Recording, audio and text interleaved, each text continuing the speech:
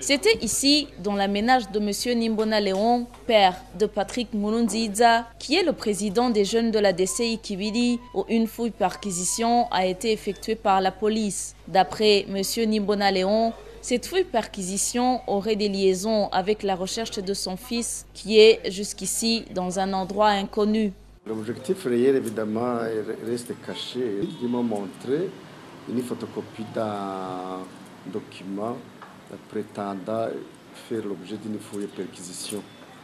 Dans ce papier était marqué la recherche de détention d'armes illégales et de stupéfiants. Vous savez, le soupçon est toujours un soupçon, mais vous savez, maintenant, nous-mêmes, nous sommes à la recherche de notre fils et on ne sait pas si ce sont eux qui les a amenés dans un endroit qu'on ne connaît pas.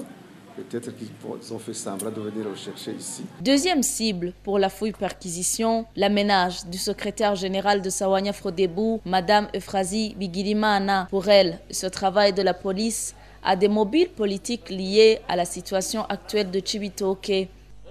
Je pense que ce sont des mobiles politiques liés à la situation de Cibitoke. Et on le sait, lorsque c'est la période des élections qui approche, lorsqu'il y a des problématiques en la matière, on essaie de voir comment on peut éliminer les opposants. Moi, je pense. Mais nous attendons pour qu'ils disent la vérité, ce qu'ils veulent.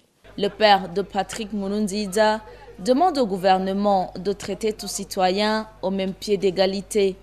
Tout simplement, comme nous prétendons être dans un état de droit, il faut que tous les citoyens soient traités sur le même pied d'égalité. Donc je soupçonne qu'il y a un traitement inégal entre les citoyens du pays. On ne peut pas cibler des ménages précis au détriment des autres. Au moment où certains disent que les ménages précis ont été ciblés pour être fouillés, le porte-parole de la police, lui, fait savoir que c'était un travail qui concernait toute la commune Girosha.